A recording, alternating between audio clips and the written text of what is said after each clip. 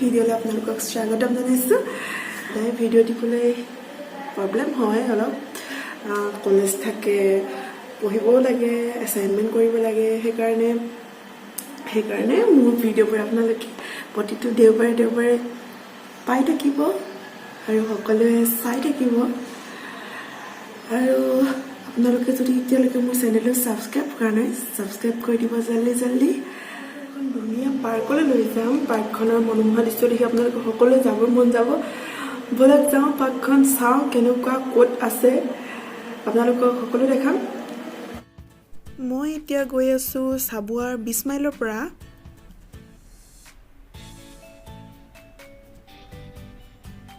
এইখন ডিব্ৰুগড়ৰ অভাৰব্ৰিজখন পালোহি।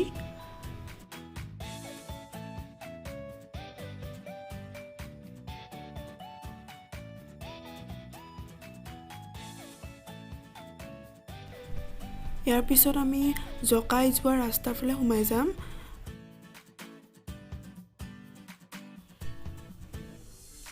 পাৰ্কখন যোনখন গাঁৱত আছে সেইখন গাঁৱত সোমালোঁ।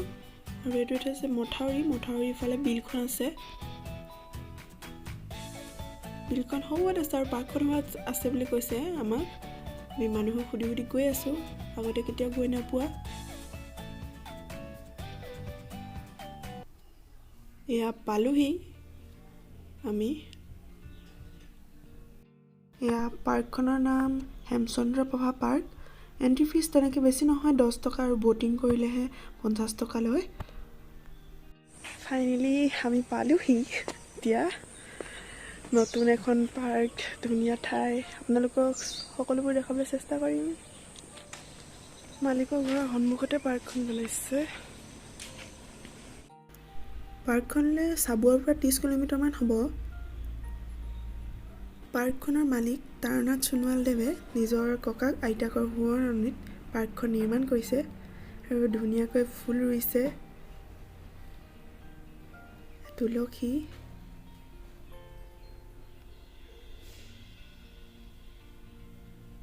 এয়া আমাৰ তেখেত বহি আছে। বহুত ধুনীয়াকৈ ডেক'ৰেশ্যন কৰিছে সকলোবোৰ। এয়া চাওক, শুকান জাতিলাও বাকলিটোৰ কেনেদৰে ব্যৱহাৰ কৰিছে। হেংগিং পট বনাইছে আৰু এইবোৰ পেলনীয়া জাৰ ৰিউজ কৰিছে সকলোবোৰ বস্তুৰে।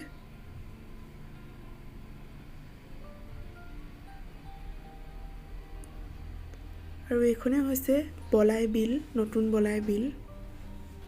গোটেই বিলখনত মেটেকাৰে ভৰি আছে।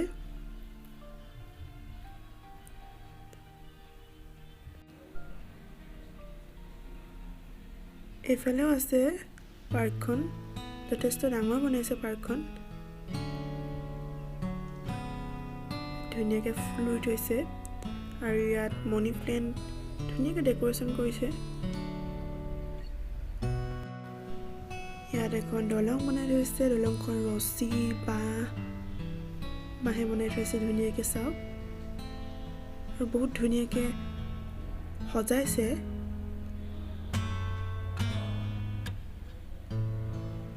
প্লাষ্টিকৰ বটলবোৰ ধুনীয়া ডিজাইনত কাটি হেংগিং পট বনাইছে।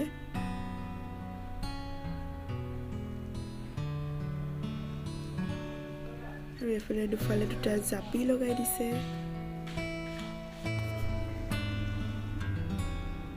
চাওক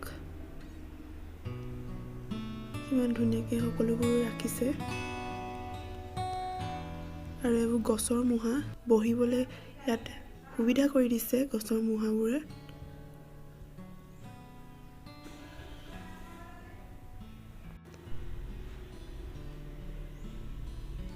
আৰু আপোনালোকে সকলোৱে আহিব পাৰে মোৰ নিচিনা ৰিলছ, শ্বৰ্টছ ভিডিঅ' বনাবৰ কাৰণে। ইয়াত ইমান ধুনীয়া, বহুত ধুনীয়া ভিডিঅ' উঠিব, বহুত ধুনীয়া।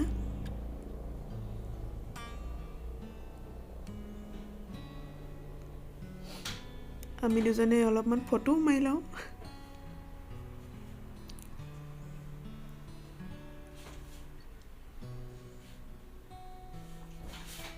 মই পুৰা ফটো মাৰিলোঁ।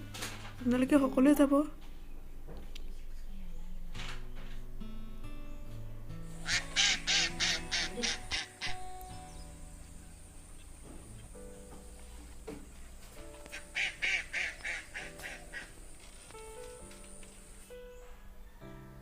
এয়া চব ৰঙৰ টেমাবোৰে ওলমাই ওলমাই হেংগিং কোট বনাইছে।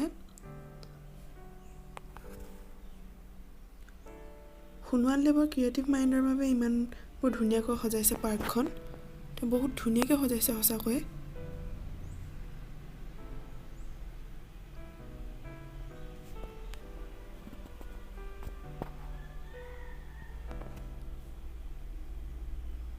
আৰু ইয়াত ব'টিং কৰিব পাৰি। আমি নকৰিলোঁ, পিছে আমি দেৰিকৈ গৈছোঁ। তাত পাই যোৱা 3টামান বাজিলে, সেইকাৰণে আমি কৰিবলৈ একো সময় নহ'ল। আজিকালি যিহেতু ঠাণ্ডা দিন, সোনকালে ৰাতি হৈ যায়।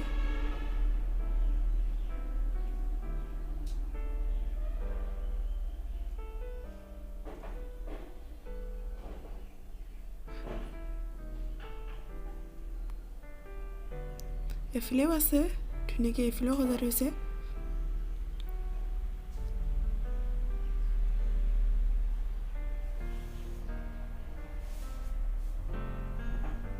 ঠাইডোখৰ বেছি ডাঙৰো নহয়, কিন্তু কম ঠাইতে বহুত ধুনীয়াকৈ সজাইছে।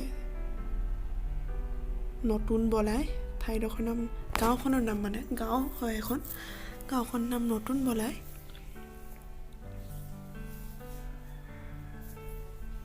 আৰু মেটেকাবোৰ কাটি কাটি ধুনীয়াকৈ শ্বেপ বনাইছে।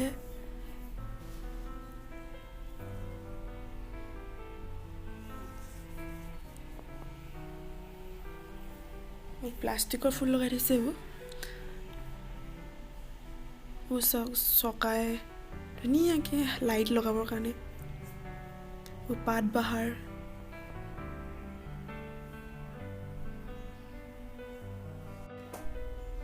ইয়াত ধুনীয়াকৈ অৰ্কিডো লগাই থৈছে।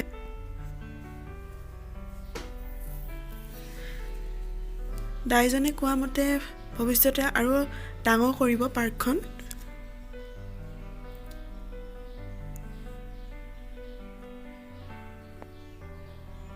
ইয়াত ফটো মাৰিবলৈ বহুতেই ধুনীয়া ধুনীয়া কি ক'ম এতিয়া, ঠাই আছে, বেকগ্ৰাউণ্ড আছে।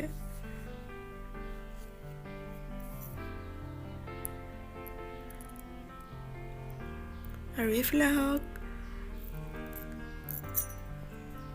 আগৰ নিচিনা ছেম হয়। ইয়াতো বাঁহেৰে সজাই থৈছে।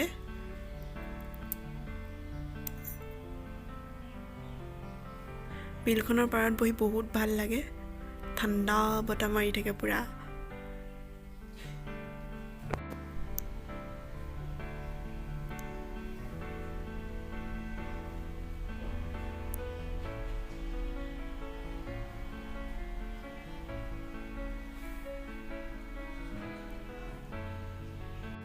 বিলখনৰ কাষে কাষে পাৰ্কখন বনাইছে।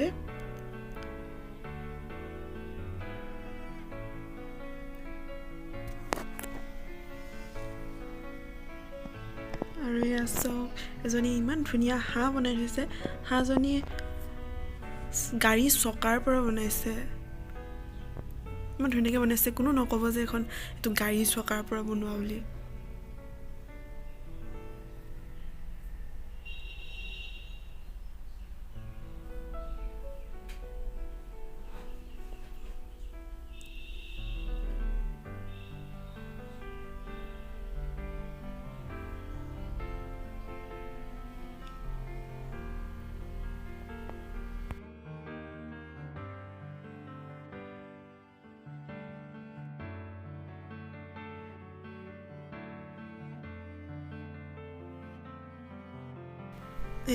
ইয়াতো ফটো মাৰিব পাৰি। মোৰ ইনষ্টাগ্ৰামত বহুত ফটো দি থৈ দিয়া আছে, আপোনালোকে চাব কিমান ধুনীয়া ধুনীয়া ফটো উঠিছে। পৰিৱেশটোৰ কাৰণে বহুত ধুনীয়া ফটো উঠিছে আচলতে।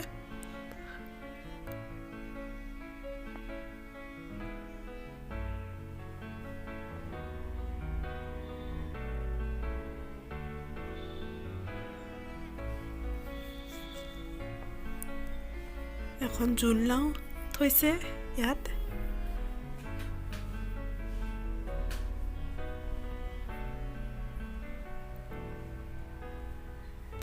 এজন দাইজন কাম লাগি আছে। তেওঁ কালে ৰাতি হৈ যায়, সেইকাৰণে আমি বেছি দিন নাথাকিলোঁ আৰু ঘৰলৈ উভতি আহিলোঁ।